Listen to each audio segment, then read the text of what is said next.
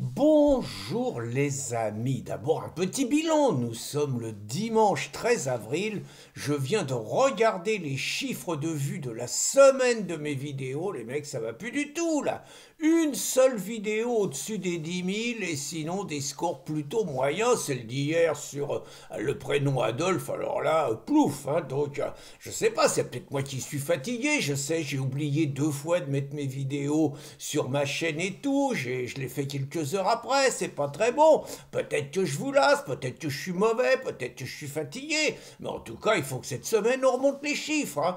Et donc, je vais essayer. Alors, vous allez me dire que c'est peut-être pas le meilleur plan, la vidéo que je vous propose aujourd'hui, c'est possible.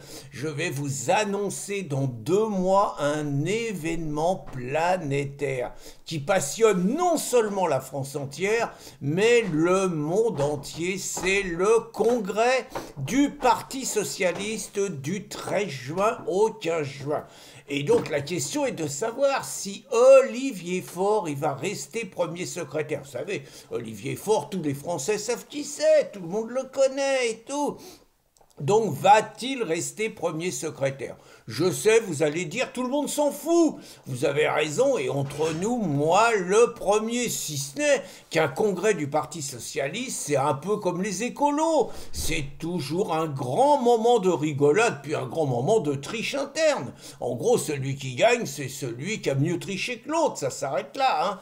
Alors là, ils ont changé un peu les règles, parce que d'habitude, les congrès du Parti Socialiste, bah ça se passe, les mecs ils déposent leur motion, mais au temps de leur splendeur, il y avait donc les Jospinistes contre les Fabiusiens et les Rocardiens. Et puis bah tout le monde s'en mettait plein la gueule, ils disaient tous les trois la même chose, hein, mais tout le monde s'en mettait plein la gueule.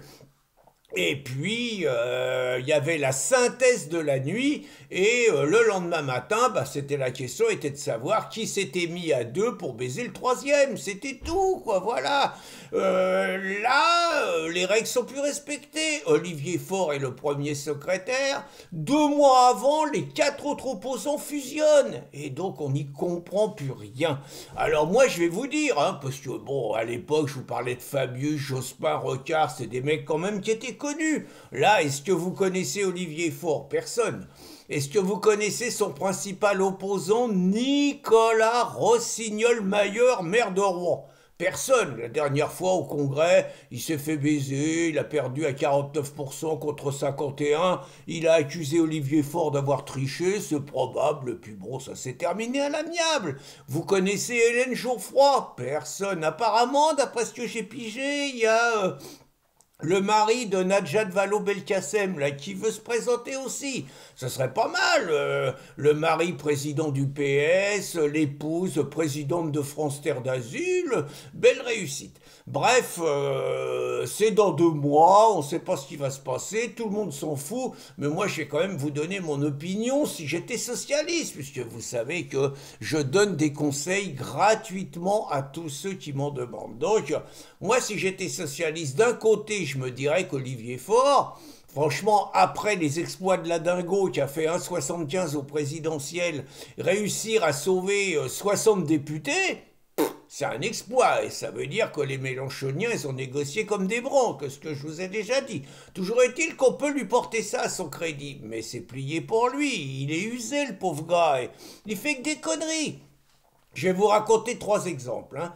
Hier, déjà, il est à Paris, il est place de la République, ils organisent une grande manif pour défendre l'état de droit, menacé par Marine Le Pen, qui se laisse pas virer de la vie politique française, sans réagir et sans dire que les juges, ils sont un peu pourris, un peu vendus et un peu partisans. Évidemment, les sauces, mais nul à 2 points de vue. Le premier, c'est qu'il fait ça une semaine après Mélenchon et les écolos. C'est plié, fallait faire ça le même jour. Encore une fois, Mélenchon leur donne une leçon de politique. Fallait faire ça le même jour. Et puis la deuxième chose, alors là, je vous mets des images, attendez, c'est pas possible. Les mecs, ils sont place de la République, il y a le Parti Socialiste, et vous avez des gauchos qui passent devant le cortège du Parti Socialiste. Alors faut voir un peu la gueule des gauchos dégénérés, ça c'est encore autre chose. Mais les mecs, ils passent devant, et les mecs, ils scandent État raciste, PS complice, État raciste, PS complice. Et les mecs, ils passent, il se passe rien. Je veux dire, les mecs qui passent, Faure il est là à 2 mètres d'eux, personne les allume. Attendez, c'est pas concevable. Normalement, il doit y avoir du sang par terre. Les mecs, ils doivent se retrouver au sol, massacrés. Avec Jean-Luc, ça se serait pas passé comme ça. Avec Jean-Luc, les mecs qui passent et ils disent Mélenchon raciste, je veux dire, immédiatement, les racailles qui servent d'attachés parlementaires, ils sortent le couteau, ils en plein temps, ils en égorgent un deuxième. Et les mecs, c'est terminé. Ils crient Jean-Luc président dans la seconde qui suit. Voilà, une leçon de politique. Mauvais, Olivier Faure. Ben, revenez, c'est pas nouveau.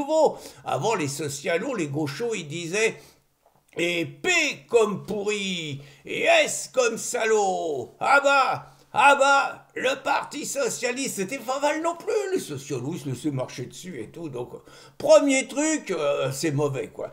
Deuxième truc, ce couillon, il passe chez Bourdin, je crois. Donc, il est toujours dans la défense de l'état de droit. Et ce crétin, il passe en défense de l'état de droit et il dit que l'état de droit, c'est la défense des ZFE, les zones à faible émission. Tous les Français sont vent debout contre, surtout les Français des campagnes, hein, qui n'ont plus le droit d'aller dans les villes, qui sont administrées par la gauche. En gros, la gauche explique aux pauvres qu'il n'y a plus d'eux dans les villes. Quoi. Le message, c'est ça. Il y a un mec qui est pas mal. Hein, c'est, je crois qu'il s'appelle Alexandre Jardin ou Pascal Jardin, je sais plus. Mais en tout cas, le mec, il dit que les gueux sont interdits par les bourgeois des villes. Le mec, il a tout résumé. Le RN est vent debout et tout. Bon, Olivier Faure, c'est un discours d'écolo. Il faut qu'il laisse les écolos aller au mastic. Et il se planque là-dessus. Et ben ce crétin, il monte en première ligne en disant que les ZFE c'est comme ça, qu'il faut sauver la planète et qu'il faut que les mecs ils ferment leur gueule. Alors bah ça c'est comme ça que le PS va recruter, sûrement. Donc deuxième connerie. Et puis troisième connerie, alors là le mec, la France entière rigole de lui, quoi. Voilà, après les événements de frontières et tout, donc toute la France a vu, la boxeuse socialiste, là, Claudia, celle, je vous ai déclaré ça ma flamme, la Claudia Arwo, tout le monde a vu l'attitude de la gauche, la CGT dans l'Assemblée nationale qui fait une manif, 100 mecs qui insultent et qui agressent 3 journalistes de frontières, tout le monde a vu ça. Et Olivier Faure, il est interrogé par Frontières. Bah, le mec, c'est vous les agresseurs. Enfin bon, le gars, il raconte que c'est 3 journalistes de Frontières qui ont agressé 100 députés attachés parlementaires de gauche. Bon, c'est grotesque. Et puis après, il leur fait une leçon de journalisme. Bon, le coup classique, c'est pas du journalisme. Vous mettez une cible sur des gens, vous les mettez en danger, mais qui ferme sa gueule. Regardez, il y a une autre image, c'est Carlos Bilongo. Carlos, c'est un mec à méluche, il a du métier, lui. Les mecs de Frontières l'interrogent, monsieur Bilongo, le mec, pas un mot, il continue, il avance tout droit, au moins il dit pas de conneries. Alors qu'Olivier Faure, il se fait ridiculiser, il fait rire le monde entier, vous voyez, donc...